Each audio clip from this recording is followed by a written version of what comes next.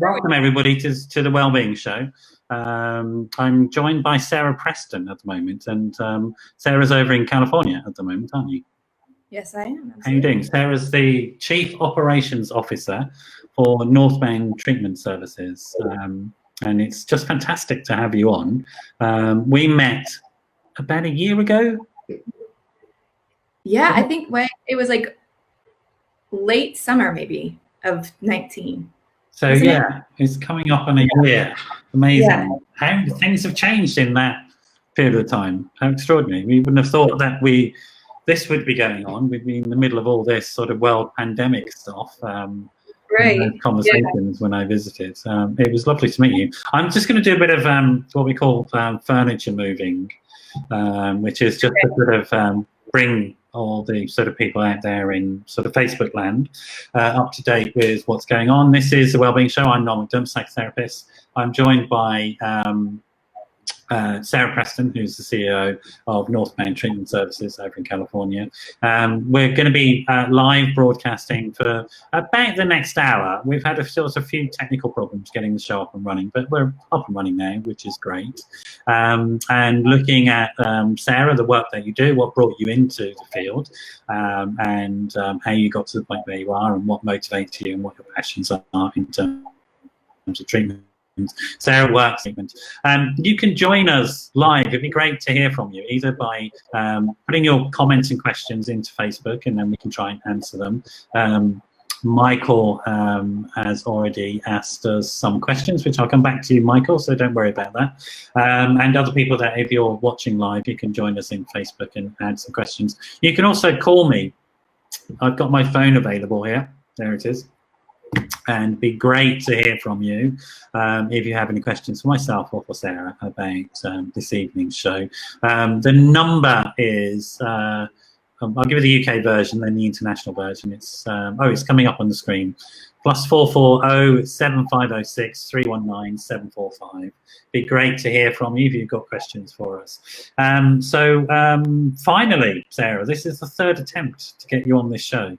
It's taken a year and a pandemic and all sorts of things to find sort of. And you were quite ill the first time we planned to have you on. You're better now. Yes, much better. Thank you. So we think maybe you've had the virus and you're safe now. You've got the antibodies, and sort of you'll be let out of lockdown sooner than the rest of us. You know, I mean, that's kind of the hope, right? Is that I had it and I got a little sick and I'm fine, and just move forward. Yeah. So tell me, how do things look over there in California with the lockdown? What's going on at the moment, and what's going on in Northbound? Yeah, absolutely. So, I mean, for California, I mean, we're on stay at home, which essentially means, we do the essentials. So, the term that they've used is we're running essential businesses and we're going to essential places. So, for instance, working at a treatment facility, right, where we help people who have, issues with substance abuse, mental health. We are what is called an essential business. And because of that, we've been able to continue to show up and help people, which has been really wonderful. Grocery stores, all those types of things are still open and operating, but the world shut down. I mean, what a weird, if you had told me that this was going to happen 6 months ago, I would have said that you're paranoid, and that, that you may need. It's very odd, isn't it? There are still some mornings I wake up, even though it's been going on now for a few months, but there are still some mornings I wake up and I go, is this a film? Yeah, I know. So I experienced traffic for the first time. So I'm in, I'm in Southern California, near Los Angeles. So our traffic is in, I think is pretty notorious. I don't know if that's reached, out to where you guys are at, but traffic is an issue for us. And so I hit traffic for the first time today since this happened, which was new, which I think means that people are, wanting to get back to business, but we are still officially on lockdown.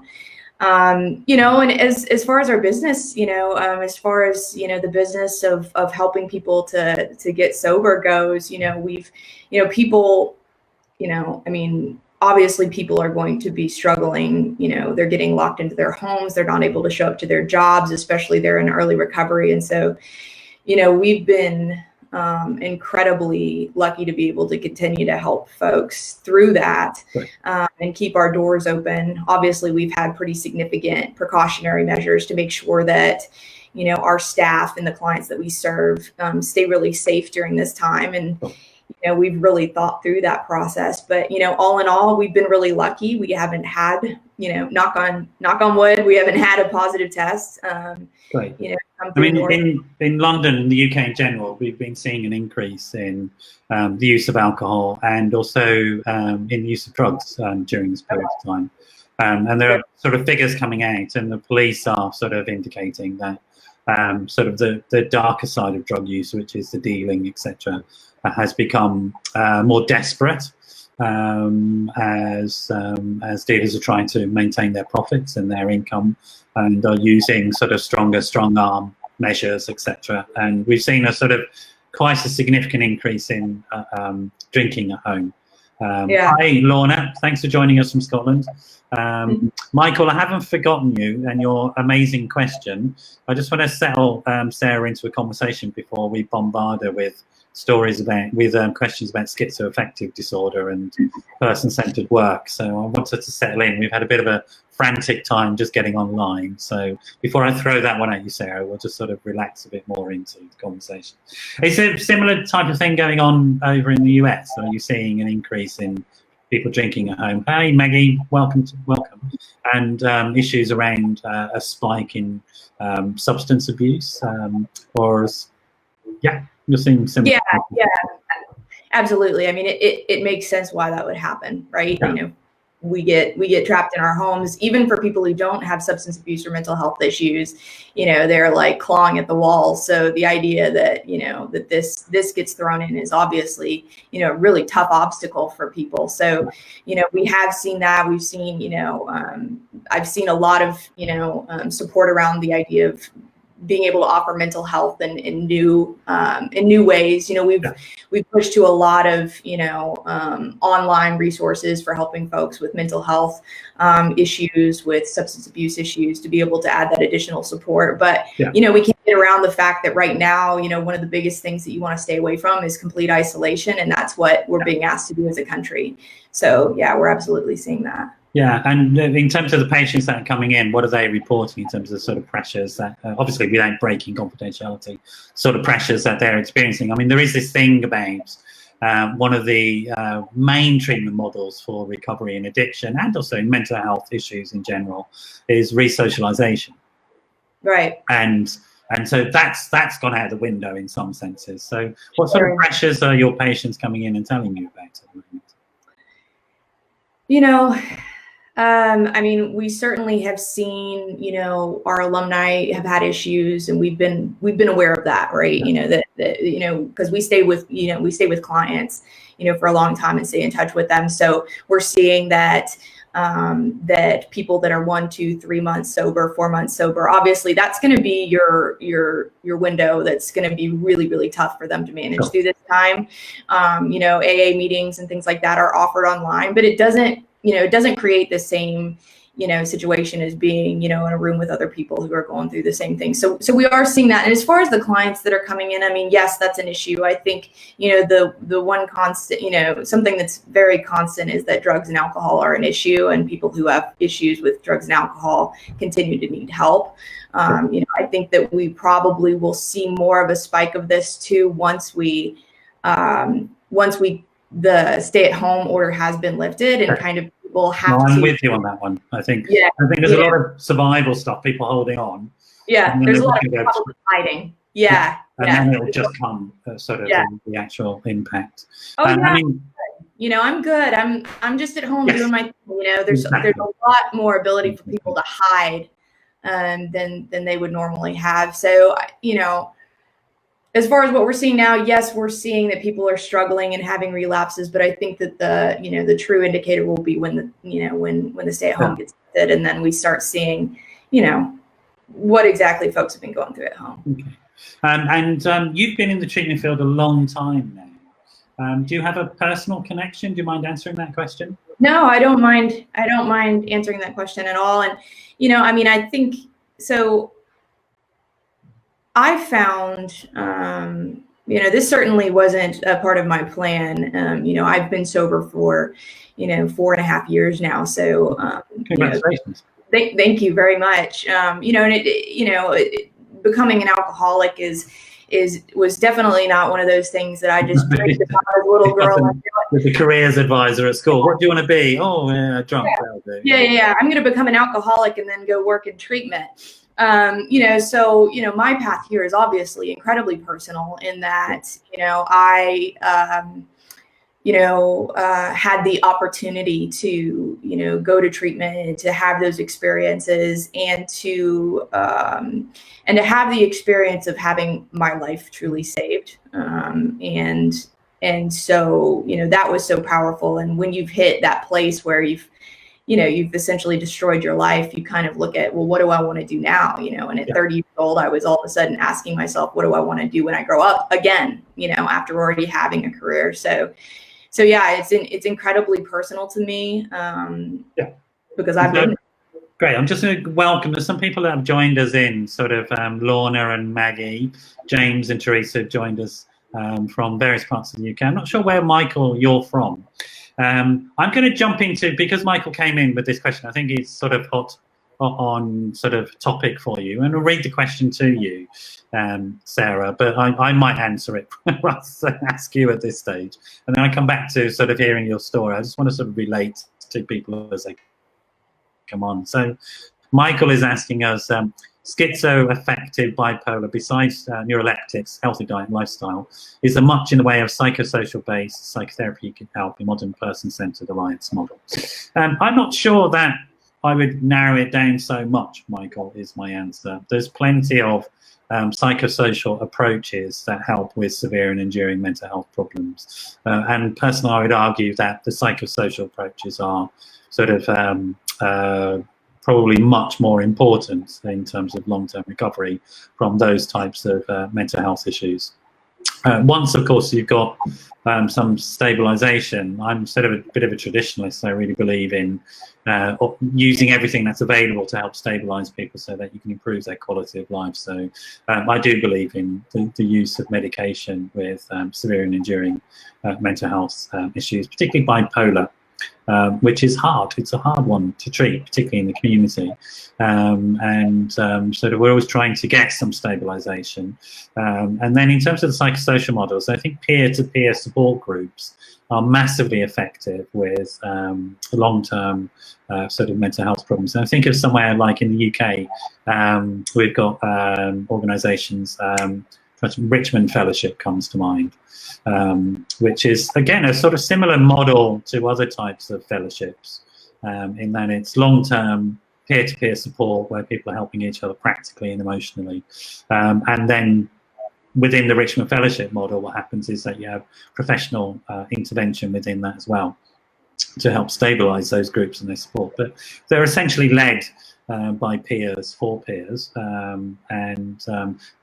I mean, I think that goes some way to answering your question. In terms of psychotherapists and other types of therapists being involved in that sort of work, I mean, I think there are plenty of models within that context, not just in psychotherapy models, but if I think of things like occupational therapy, for example, that's a fantastic way of engaging people. And occupational therapy in the UK, I'll come to Sarah in a minute, some of these questions. Occupational therapy in the UK very much is working on helping people develop around healthy sense of self through healthy occupation, for example.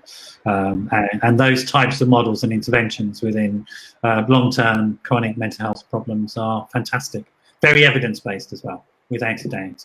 And of course, it's got to be, if you're working on a care plan approach, it's almost always going to be very, very person-centered, because you're contracting with people about getting them on board in their own care and leading in their care. So it has to be centered around that individual. I would tend to say also that because I think of people as connections with other people, I don't think as an individual as isolated. So when you're drawing up a plan with people, I'm also very concerned to make sure that all the other important people in their life are very much contracted into that plan as well, whether that be family or friends or indeed other professionals that may have been sort of long term in their life. So that would be my answer to the question. Sarah, do you have some thoughts there about that one? The big question to start off with. I'm sure glad that that you have such a wonderful and thorough answer for him, because I was trying to read it like out of the corner of my eye, and I will go ahead and just go ahead and make everybody. I am not a medical professional. I am not a doctor. I am not a therapist. My background is a little bit different, and hopefully those experiences will be helpful to this conversation as well. I believe that they are, but I'm really glad that you answered that, because that was quite the doozy. I think I'd need to read it a couple of times first to even understand quite what was going on. So I tried getting there and just answer for Mike in case you're waiting for some sort of clever answer. I hope that answers the question to some extent, Michael. Coming back to Sarah and our guest, so your journey into this field was non-traditional, as you said, in terms of you didn't go off and train clinically. Life sort of got you into this field, and you were an alcoholic, an active alcoholic, and then you got into recovery. So does that mean you come from a terrible background if you were an active alcoholic? Is that what was going on? No, absolutely not. Get out of here. Yeah. No. I think that one of the toughest things for me to overcome was my own belief set that had been created kind of by, whether it was media or, whatever it is of, being the person under the bridge with the, with the paper bag and drinking, and you're homeless and you're having this whole thing. So the jump for me to, somebody who came from a, really great family, I would say, high expectations, which I have appreciated and also resented at times, but I don't think anything that, and I personally am not necessarily somebody, just based on my own experience, that would identify that alcoholism is 100% environmental. For me, and understanding, it's interesting that we've chosen to call it alcoholism. And I think maybe you and I have talked about this at some point, but, truly, like, using the word alcohol kind of takes away from what actually it currently is, because it restricts it to a very specific word that has alcohol in it. Yeah. And the condition itself was what had to be treated, which I realized was just this amazing, doozy of a deal, where essentially, my brain, this brain that I was born into, and that has, made plenty of good decisions, plenty of poor decisions, but ultimately had, through experiences, gained a certain amount of, knowledge of how to participate in life, that my brain was actually actively trying to kill me, right. And so, I think the process of beginning to re-understand how the trust was broken. It's like you break your own trust with yourself in such a devastating way, that learning how to function in your own body and starting to identify what is that alcoholism, yeah. And being able to step back from that and then look at it and have, be able to, create some space for you between that it was a really, really difficult task. So the issues for you were more than the alcohol. There was a whole bunch of stuff going on, because I guess you came into recovery by the age of 30, did you say? Yeah, well, so I started trying at like 28, it was, right. Yeah, it was this unbelievable experience of failure, just unbelievably, just could not figure it out. If there was anything in the world that I was going to figure out, I was going to figure out how to drink successfully. And my experience in my life is that my problem solving ability has been pretty high, and the size of my failure in the face of what this was, absolutely devastating. So I'm getting the impression that you were in many ways very successful while you were using, for want of a better word, but you had a career, you had a life, you had all these types of things. You weren't underneath a bridge with a brown paper bag and some sort of really strong alcohol in it. What were you doing during all these years of using them? Sure. So, I mean, I think that, you know, and this is where people have a lot of, you know, really hard time with kind of coming to the idea that maybe they have a problem, is that, you know, I had a very successful career. I started actually in the music business. I'm from Nashville, Tennessee. I am in California currently, but I actually started in the music business, and I was the program and development director, which is a fancy word for saying that, you know, I was able to negotiate contracts for talent to come in and also manage our donor relationships. And then, you know, that kind of evolved into a career in real estate.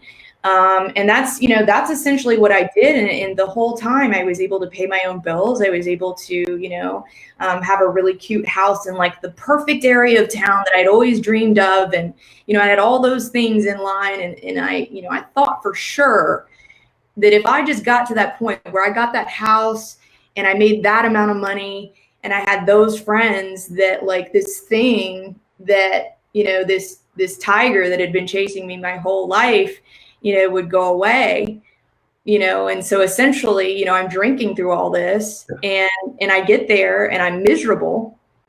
And when do you think you noticed that tiger for the first time? When do you think it came into your life? What age were you? You may not have noticed it fully, but on reflection, when do you think the issues started? Yeah, I would say really young, which is why I can identify with being a you know, I feel my belief for myself. Yeah. Is that I was born an alcoholic, which, you know, and that the way that I processed through information led me to a place where alcohol provided a much needed solution. So what sort of age do you think? 10, 11, 12, 13, 20? When I started drinking, or when I had that realization? Both, I suppose. When you sort of started drinking, if you look back now, when do you think you started drinking problematically, with the benefit of hindsight? And when do you think you had the realization that there was a problem? Oh man, well, nobody wants to admit that, so it probably took me a lot longer than, you know, I would have liked. But I would say, you know, if I were to look back now on it, being able to have, some personal insight, I would say that from the moment that I started really drinking, it was way more important to me than everybody else. Even with all the excitement of being in high school and doing all the things, it was so important to me. You know, and I, in all of my, you know, excitement and enthusiasm, and, you know, I created a life that was surrounded by, you know, I would throw these great parties, and I would always, you know, I built a life that would, you know, that would support, you know, me being able to participate in drinking the way that I wanted to. And essentially I was able to hide in plain sight, you know, for a long time. I think where I had the first realization, if I'm really honest with myself, was, you know, we were all, you know, we were kids and we were partying. I played soccer really seriously, or football really seriously, you know, for many years. So that kept me out of, you know, trouble, other than, you know, maybe on the weekends, but I was always traveling, going to tournaments and things like that. So, you know, I think the first realization, I was in college, and I went to visit my boyfriend that was from high school. And, you know, we had partied together, we had drank together, and I went down there to see him, and he didn't want to drink every night. And that was really strange to me. I'm like, what do you mean? Like, he's like, well, I have school tomorrow. Like, yeah. I have, you know, and so, I mean, the amount of effort that it took for me to create some excitement for us to just go to the Chili's or someplace that it would make sense for me to be able to drink. You know, I think I started feeling that frustration, and, you know, probably that was the first time where I realized, oh, he doesn't drink like I do. Not enough to stop me from a really, you know, from, you know, a 10-year, you know, drinking career. But, you know, I would say I started probably at my first drink at 14 years old, you know, partied kind of like a normal teenager, and then had that realization, I would say at about 18, that, oh, people don't like drink until they, you know, until they fall asleep every single night. That's interesting. You know, but I was able to do that and have a successful career for a lot of years. And you moved into a career, the music industry, which typically would facilitate using behavior in some ways. Yeah. One imagines. Yeah, well, both of them, both music, the music business and real estate. I mean, like, you're with these like huge personalities, and Right. that was always really attractive to me. And then on the flip side, now I work with a lot of people who never drink, who are these excited personalities who now never drink but did it once. But I think I think that personality helped me to kind of find, some of those places. And I was able to do that in plain sight for a really long time. And you said that, you had a very, very sort of stable and loving childhood. Yeah. Yeah. So, I mean, I grew up in Franklin, Tennessee. It's just outside of Nashville. Yeah. Mom and dad, dad's, I could go on and on about my dad. He's just brilliant, creative, innovative, businessman. My mom, there's, the moment that I came into this world, I was incredibly loved. I would say that in my family, based on, kind of the way that my father has performed in his life, that there were pretty high, standards as to, how it was that I was supposed to participate in the world, which, but that's not, that's not the reason that I drink alcohol, or drank alcohol. You have siblings? I do. I have a younger brother, Taylor. So Taylor's normie, right? Yeah. I don't know if those words translate over there, but here we have normies. Yeah. My brother, Taylor, he and I are 2.5 years apart. So we grew up, like playing. I'm kind of a tomboy, so we played every sport together, and got in all sorts of brawls, and and I mean, just essentially, I had this incredibly charmed life. I had access to being able to play sports, and I also grew up a musician, playing with my father. I mean, it's. And I guess the reason I'm asking the questions is not because I'm trying to dig around to find some deep secret. It's just simply because I think a lot of people do have a misunderstanding about this condition, and assume that that to have this condition, whatever we want to call it, addiction, alcoholism, substance abuse disorder, whatever term you prefer, really, would necessarily have had to come from some sort of traumatic or difficult or challenging background. But it's my experience clinically and personally that that's not necessarily the case. Yes, there are people who may have started their sort of addiction career because of early dysfunction in their life, or later dysfunction in their life, but there's also quite a lot of people. It just seems to happen possibly because it's inherited in some way. Is there any indication of that in your family, in this sort of program? It's everywhere. Yeah, it's everywhere in my family. There's mental health, substance abuse. Those things are, pretty prevalent in our family. And, I think, the first thing that I did is use, and maybe some of, the things that I was guided to do at first that I didn't find particularly helpful is, if I tried to find something within my life that was the reason for this, that was a really hard, that was not an appropriate way for me to engage with this monster, because the monster was very different. It was an issue with my processor. My processor didn't, for me, I wasn't, processing fears, anxieties, resentments, those types of things in a way that was, the pattern that I had created was that it always led to alcohol. So essentially at the age of 18, I stopped problem solving after 5 o'clock at night. Yeah. So I had a pretty large deficit that I had to cover. And, and so for me, the answer was in doing a more thorough, for an AA term, inventory of the way that I process through my own, issues in my own life, and the way that I can find that I can get in my own way, because essentially I don't have any power over what happened to me as a child or what I might dictate as, indicate as a trauma, but I do have control over observing my own behavior and choosing a different thought pattern around it once I truly understand it. So I think there's going to be a lot of people identify with the way that you're talking around this, in terms of they get it. And there's something about, I might frame it in a slightly more formal language, if you like. It's sort of moving out of the victim into the author.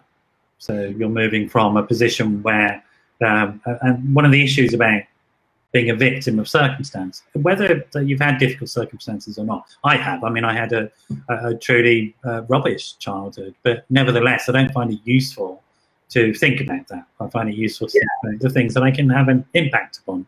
And I certainly can't have an impact on the past, but I can have an impact on the present. And sort of shifting that framing into, well, what can I do rather than what I can't do. Yeah, I certainly identify with what you're saying there. Yeah, I think useful, the word that you use, useful, is a really, that's a key word, is that it's not useful. Now, you know, I personally believe that everybody has some sort of trauma, and the way that we identify trauma, you know, the way that we think on a broad, you know, in a broad circumstances, you know, we had a poor childhood, we had something like that happen, but everybody experiences traumas differently. You know, being rejected in high school or something could create a trauma situation, and how it is that, you know, we choose to engage with our traumas and process through them. I think that that's, you know, that's certainly a separate issue, and something that I have a lot of, you know, something that, you know, I think is separate. But I, you know, the idea that I could, that things could start becoming this, I don't like the word fault, but things could start becoming, I'm just going to put it that way, that things could start becoming, you know, my problem and how I processed it, and therefore I would have control over how I fixed it, is a lot different than like you said, and a lot more useful than trying to attach it to some sort of an issue that I had as a kid, which I can't control anymore. Yeah, I mean, I just want to say, you know, for people who are maybe watching or listening, and they may be coming up with objections to this idea, because it's quite a, you know, it's quite a radical concept in terms of long-term chronic mental health problems, be they addiction or others, that you need to step away from trying to understand the cause of it and understand the problem itself, and move into more of a solution focus. Because it can sort of feel like, well, what do you mean? You know, if these really bad things happened to me, of course they had an impact on me, didn't they? And surely I should be doing something about it. And there's no doubt that that's true. And I would say, again, sort of thinking of the question that Michael brought up, that we need to have a, you know, a complex response to things.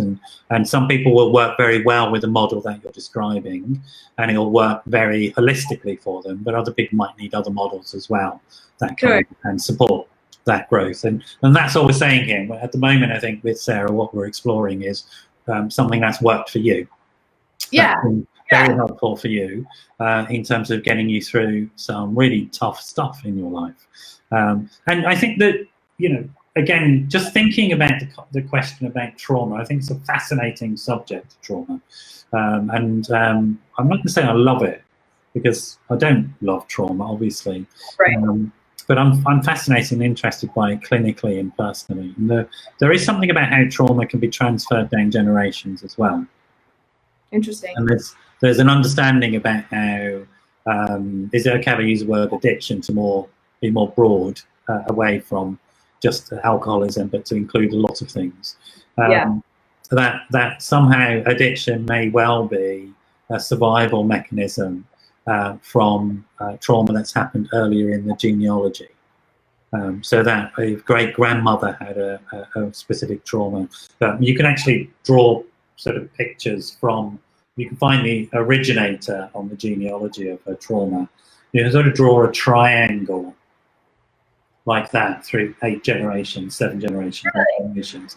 And people inside that triangle are more likely to have addiction. Because one of the intergenerational responses to trauma is either suicide or despair or addiction, it seems. Sure. It seems that addiction may well be Mother Nature's way of ensuring that we don't go into suicide or despair. Because one of the things that happens for addicts is a desperate sense of survival. Sure. Absolutely desperately convinced that they have to survive no matter what, and then attach themselves to these odd processes or substances. And what we happen to know about those processes and substances now is that if you look at the neurological substrates, what's below it, it's following the neurological patterns of certain survival things. So cocaine, for example, follows the same neural pathways as sex. And of course, sex is, or creating the species, is a survival thing. And it's similar types of things are going on if you look at those things that people can become addicted to. Yeah. When we're looking at the sort of neural pathways, there actually are genuinely connected to survival issues. So they're usually about relationship issues, sex, food, etc., etc. These are the substrates that are going on in addiction as we get to know more about it. But you're nodding when I talk about this desperate need to survive. Was that a sort of a response that you had? You felt that, oh, if I don't do this, I'm going to die, or something like that. It's often a thing that people talk about. So the interesting experience that I had is when I was actually like, okay, I'm going to die if I don't get sober.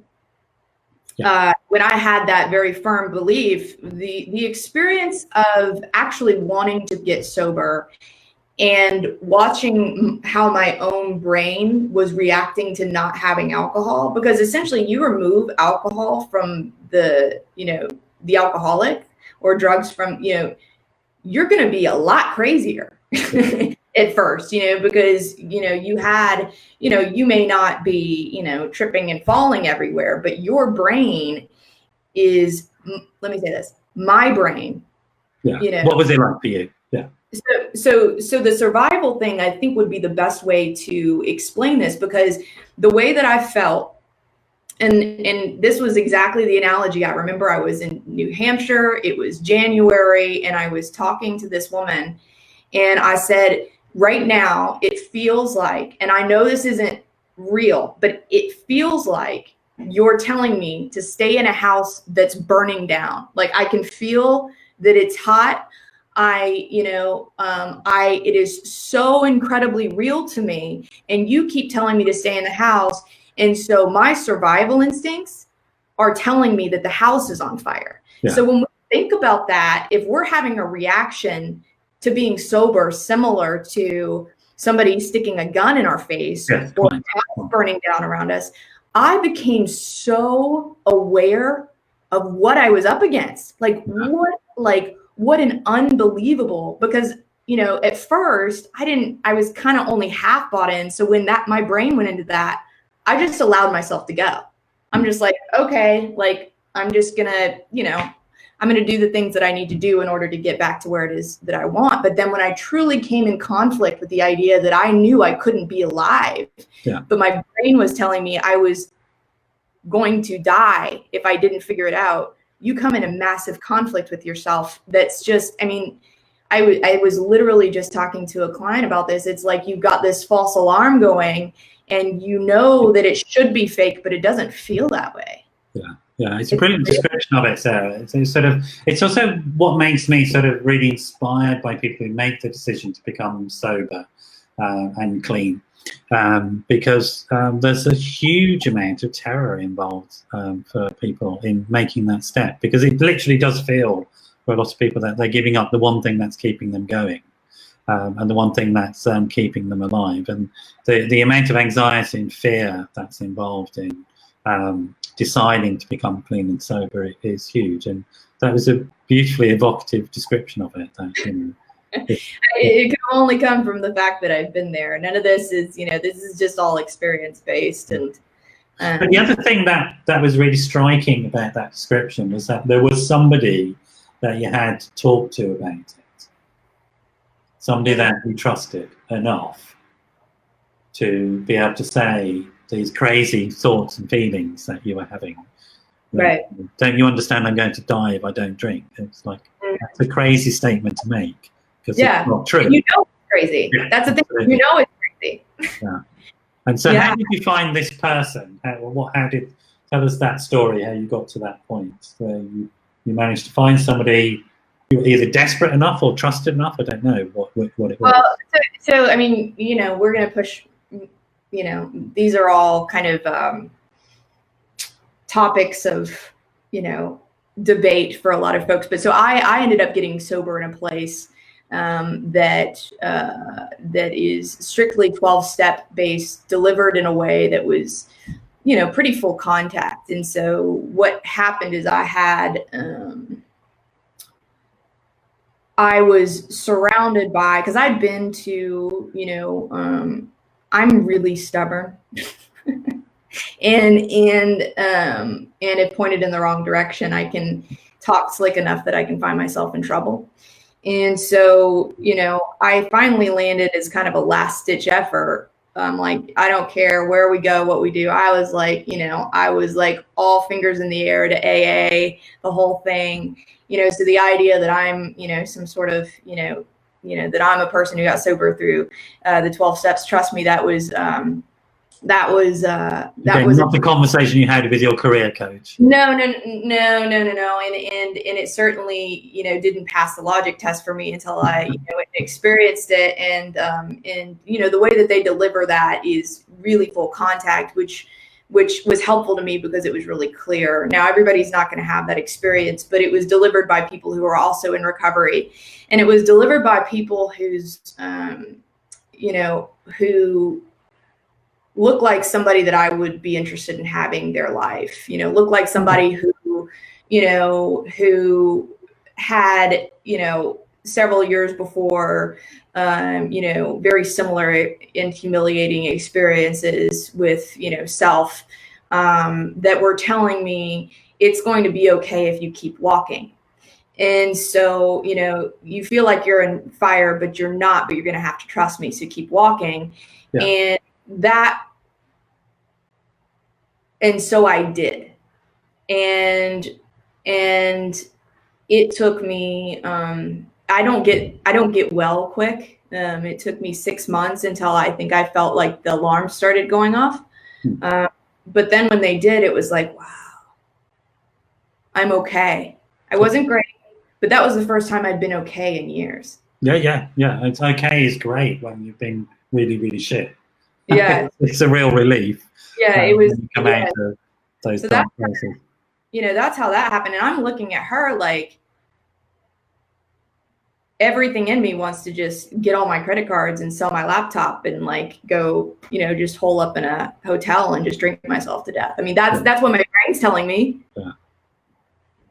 Yeah, interesting stuff. I want to just, for people who've joined us, we've got quite a few people. I'll just say hello to Lorna, Maggie, Bridget. Welcome, Bridget from New Zealand, who's joined us as well. It's really great to have you here with us. If you've got questions, folks, please put it into the chat box and we'll see them and be able to answer them. Other ways that you can join in, it's live, as you might have noticed at the beginning of the show, because it took us 15 minutes to get on air. So there you are. Something is always happening when it's live at the moment. But other ways you can join us is you can give me a call on 07506 319 745. That's +44 756 319 745. So it'd be lovely to hear you and put your questions and share your experiences with Sarah. I've got Sara Preston with me, who's the Chief Operations Officer at Northbound Treatment Services over in California, which is a treatment service I visited and sort of highly regard. Got a great music group, so which I will be going back to and sort of play on the drums again. I had such fun being there playing on the drums. Every chance I get to play on drums, I take it. Yeah, so it was great fun. And it was lovely to meet you over there. It's really great to have you with us this evening. And thanks very much for being here and being so open about your experience. One of the things that it may surprise some people so in the UK, it tends to be people are less open about these things, and in the US, a bit more open. I don't mean that as a sort of tedious sort of cultural stereotype thing, but the treatment models are slightly different, and it's still pretty normal in the UK for somebody working in the treatment sector to face disciplinary action if they reveal that they're in recovery themselves. That still happens. So it's there's a difference in the sort of treatment models. I think the more peer-to-peer based models of practice are coming more and more into the UK. So now they're part of what we call the NICE guidelines, NICE being the organisation that the government has set up to tell us what treatment models works and which don't. So it's like you have the National Institute of Mental Health, which set up treatment models, I think, and so it's a bit like that. This is the sort of your equivalent. NICE is the equivalent of that sort of thing. So so there has been a shift into understanding what are we going to talk about now, the power of people sharing their own stories of recovery, because you mentioned that, and it's the thing I want to come back to is that I mean you were light touch with it, but I think it's quite core to what got you well, was that there were people that you saw, I presume people that were working in this place, that were able to tell you stories that you could really identify with and go, they're like me, and yet they're different to me because they're not doing this thing that I have to do to survive. And how do I make sense of that? I think that when we can give clients that space where they can then question for themselves, hang on, that doesn't make sense. My story no longer makes sense because I can see that it's not true. So so these people opened up to you about their life and their experiences.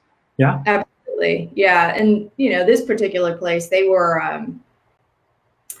off the grid, if you will. So they didn't have any sort of regulations, and they were made that that it was kind of by design, and that they just kind of they could run it how they wanted to, and that was thing that had worked for them. All these things are things that have worked for other people. That doesn't necessarily mean that that's your experience or that that's the only thing that works. But that was their experience. I identified with their life and the experience that they shared, and they seemed to be able to provide a pretty definitive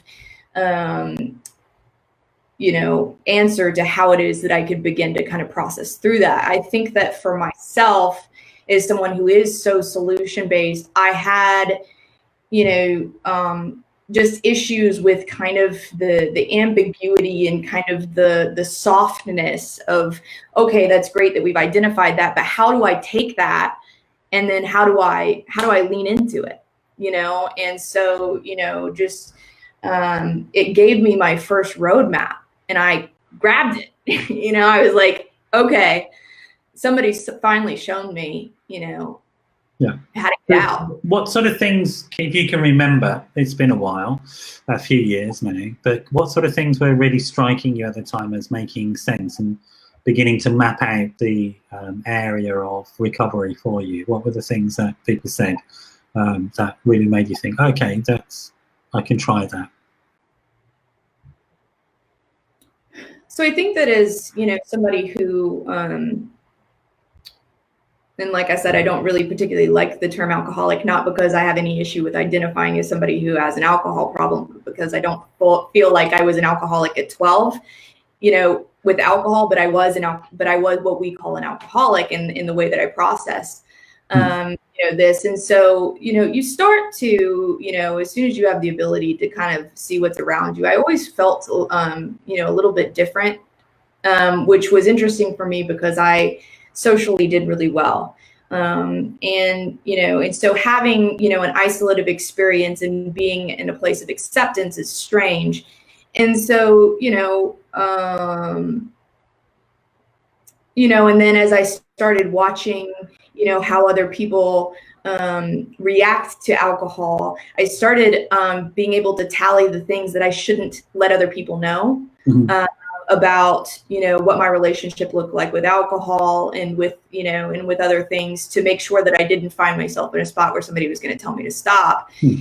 So in going through that experience and spending so much time trying to, find the workarounds around the normal people, having an experience with having somebody be able to process through your thought pattern in a way that nobody has ever done before makes you feel like you're not alone, you know, so these things are really isolative in their own, you know, because like, okay, like I have this really weird thing that I know if I told people, they would be like, you know, and you may put your toe in the water as, you know, a young person and then realize pretty quick it's really hot and you probably don't want to put your toe in there again. And so it's best to just kind of avoid it. Because of the reactions you get, absolutely. Yeah, because of the reactions that you get and that other people aren't doing that. Yeah. And so being able to have, not necessarily, you know, because it doesn't matter, heroin, meth, you know, cocaine, alcohol, whatever it is, you know, the thought pattern is very, very similar.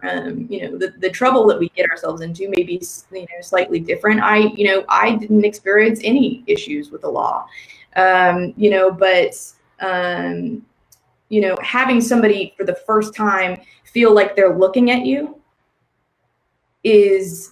And seeing you, like I actually just, you know, I'm getting a little choked up, but that's okay.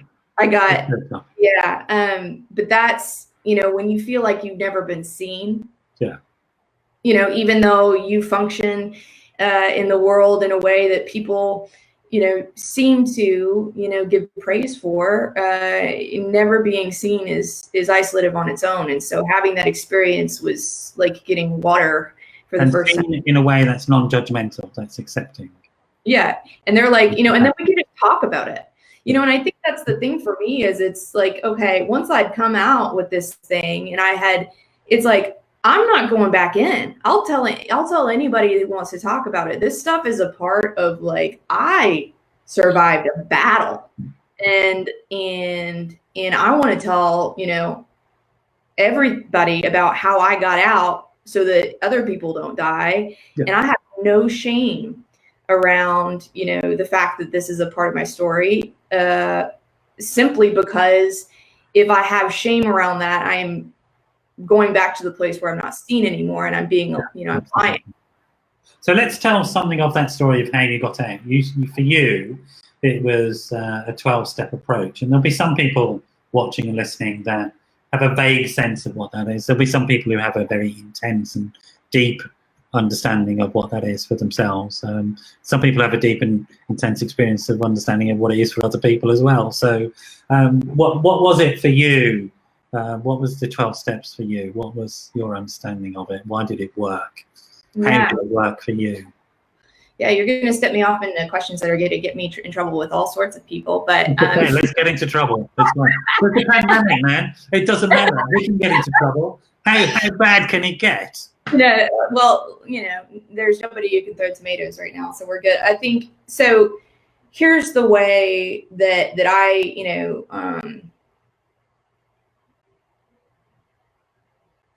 I'm not somebody who does things very often because somebody tells me so without asking questions. Well, welcome back. We've got about 10 minutes left. We might run over a little bit, if that's all right, because we've just got to a sort of very interesting part of your story about this thing about identification. And Maggie, who's one of the listeners, says, thanks for sharing your story. It's great to see how you turned your life around. Well done.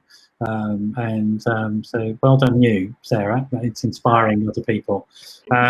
So we got to the point where, you know, you had sort of got this identification in this treatment centre, which was off-grid, quite hardcore, but you sort of needed that, very simple. And we're just getting to the point of the story about what you understood then were the things that had sort of turned it around for you. Partly it was the identification, but it was also you were searching for this roadmap, which you didn't find in the core text called the Big Book, for people that don't know. It's the original text of Alcoholics Anonymous, which, again, I find quite impenetrable as a book, to be honest. So I sort of really identify with that aspect of your story. So how did you find that roadmap? What did you do to find it, to sort of give you the way into your recovery? Yeah, so, you know, they helped me to find it. It was like, you know, I'd been trying to get sober for 2 years, and it, you know, the experience truly felt like I had gone from someone speaking Mandarin to me, which, by the way, I'm not fluent in Mandarin, just to be very clear, to, you know, to speaking directly, you know, into my experience. And, you know, I did not have much success in the rooms of Alcoholics Anonymous, just on the face value of going into, this is where I'll step into trouble, but I don't, considering Alcoholics Anonymous like a, kind of a social kind of, you go and you kind of complain about your day, which, you'll see that's out there. But there's also, a way where people go and they share in the solution of how it is that they found it. And so I had a very different experience that was very much in the solution. And so for somebody like me, essentially, and I think actually, cognitive behavioral therapy actually kind of, comes pretty close to what, exactly this model is, and so the idea, one, that I could connect with somebody else and I understood that they understood me, but then to get walked through the process of how it is that I participate in my own life, in a large data set. So, as the, as the, overachiever that I believe that I am, in true fashion, and anybody who understands, doing inventory, had this huge list of, resentments and fears and all these things. And I thought, man, this is a really great exercise where I'm really going to let everybody have it, and I write all the reasons why, all these people had really, done me wrong. Right. And that felt good, and then, but I didn't know, because it was my first experience with it, that soon that was going to turn around on me. And I was going to have to, identify how it is that I played, a role in either in that particular situation or in the way that I chose to then, identify with and exist in the world. So, by processing in a very specific way, right? So, what is my resentment? How am I being selfish, dishonest, self-seeking, and where am I afraid? And, going through that process of, identifying those things, especially in a large, data set, of writing it over and over and over, I obviously found, a pretty significant amount of very similar content, so I found like I was writing the same things over and over and over about how it is that those things affected me, how it is that affected how it is that I need to show up, believe about myself, and what kind of fear did that create in me? And so obviously, if somebody threatens something that you need to believe about yourself to be okay in the world, that's going to be, a major object of contention. You're going to fight back against that in one way or the other, which could cause you issues in your own life based on a reaction that you've had to something coming into disharmony with how it is that I need to see myself in order to believe that I'm okay. I hope was that clear? That was a lot of... No, it's clear enough that there was a process whereby that people took you by the hand and took you through some experiences that they'd had, particularly around in understanding your own internal processes in a way that was structured and informative for you.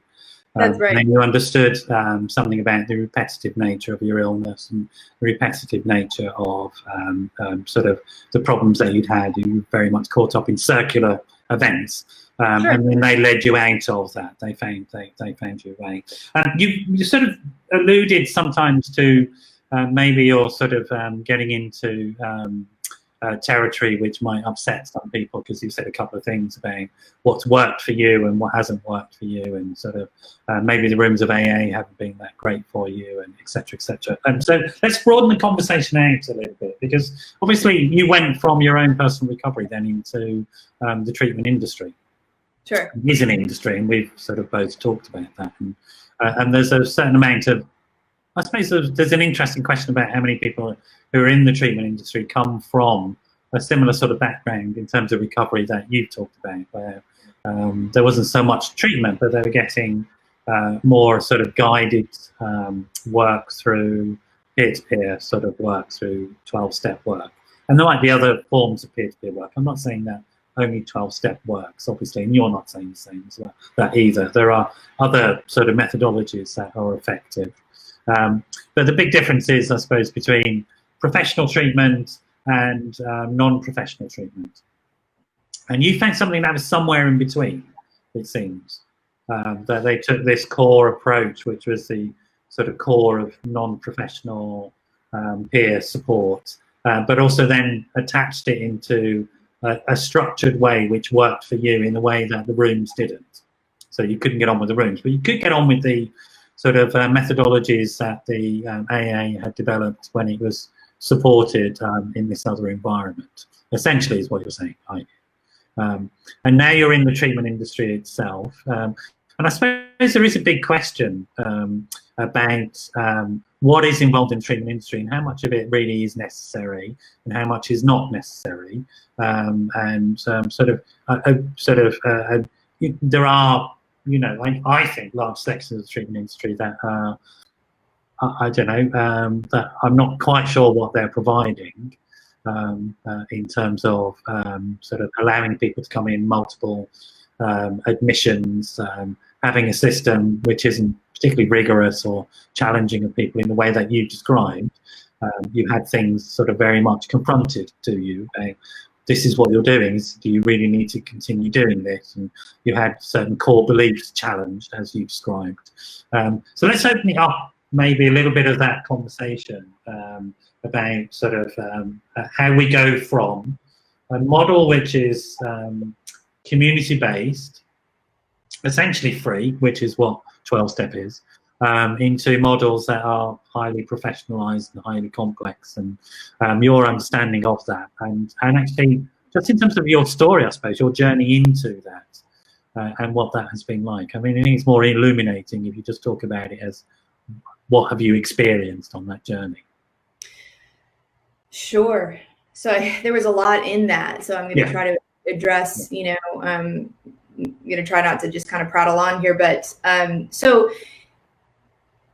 speak, like I said, I speak very openly about my experience, and my experience also includes other things, right? My experience also includes trauma, which,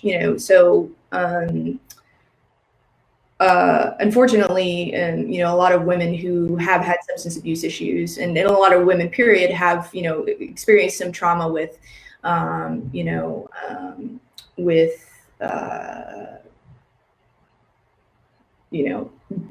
finding themselves in really bad situations. I know exactly what you're talking about. I'll let you put it in your own words. I mean, I could give you some words for it. I mean, there's all sorts of sexual trauma that goes on. There's all sorts of other things that happen. Pretty nasty shit happens when you're involved in substance abuse. Sure. So, I think that, my experience with that has caused, for me, because of my sexual trauma in my life, there are very specific things that can trigger a pretty significant reaction in me, and it doesn't happen very often, and it happens, kind of in strange, kind of out of the blue. If something happens, if somehow my arms get, caught, tied, just somebody's playing with me, or if I get trapped in a room or something. So, those experiences, those personal experiences, because I'm obviously, I'm a big believer in the process of processing through your resentments and your fears, and coming up with an alternate, looking at yourself and then maybe considering an alternate way of approaching it, one that may be more successful than your previous path, right? So, but those personal experiences with, with coming into contact with how I react to those particular traumas made it incredibly clear to me how real that is, and that is in the body, and what actually happens.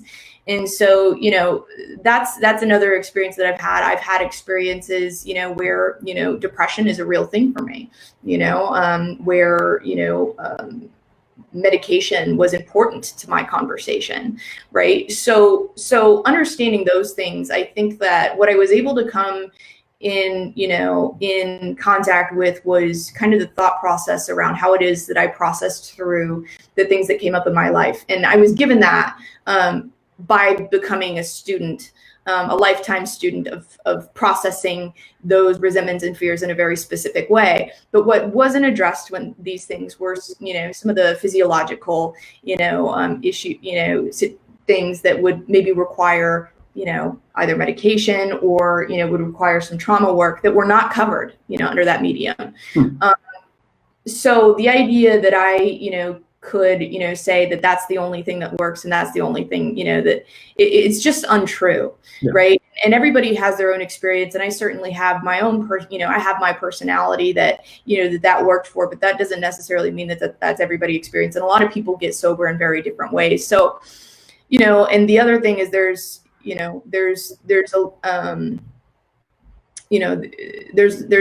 ability for people to access help and be able to pull away from by using their insurance benefits to go into treatment and things like that. So I think there's access points and there's things like that are important to our specific setup here that we have in the United States.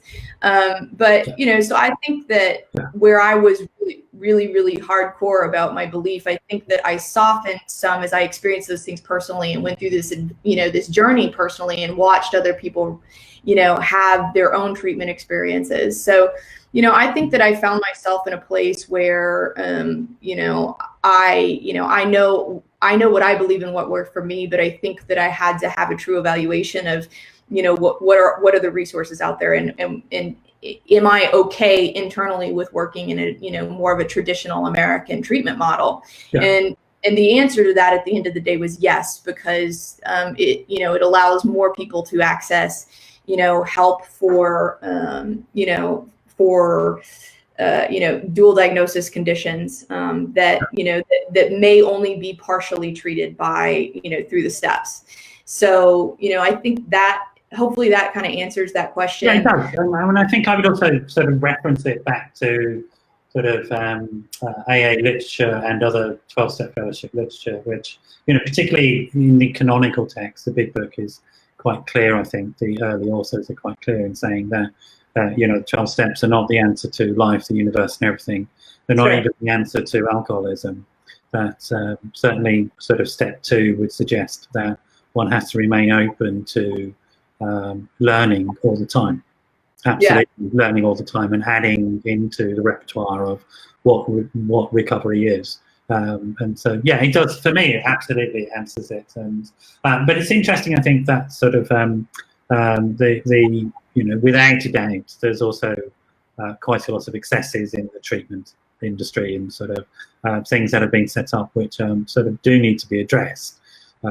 But yes, I mean, I think that sort of your response to it is very authentic in terms of your experience and what worked for you. And I think the reality is that anybody that has a career in addiction is in a very, very high risk career in terms of the type of life experiences that they're going to have thrown at them, and all sorts of exposure to all sorts of potentially trauma inducing events, whether they had them or not from their own childhood. And there's certainly always a need for sort of complex interventions in that. I wanted to talk about that. We've sort of come to the end. It's a bit frustrating because of the sort of technical issues that we've had this evening. I really appreciate that you stayed with us. James, I think we need to probably come to the end of it now and cut the broadcast off. But we're just going to finish. I want to thank you, Sara, for bearing with us. It feels a bit of a marathon to have gotten you on. A marathon to get. I've certainly, been really touched by your story and really touched by how you are as a person, as a human being, and the sort of emotional sobriety that you demonstrate around subjects that are, really tough subjects to sort of be open about. And without doubt, having you in the position that you do within Northbound, they're very lucky to have you as a human being there with such an authentic experience to be able to share. And he says a lot of very positive things about your organisation, that they can attract somebody like you and keep you. So it says, I certainly felt that when I went to visit. It was a very authentic organisation, and a very loving and very caring one. I'm glad to hear that you're up and running during these difficult times for people, so that you can help them out. And it's called Northbound Treatment Services. What's your website? And we'll just quickly advertise it, and so that people need help from you. Yeah, www.northboundtreatmentservices.com. Exactly what you said. That's fantastic. And you may, even if you're, if you need to get in and get support from them, you may be lucky enough to meet Sara, who's a great person. I want to thank you again. I will sort of, look at inviting you on again sooner rather than later.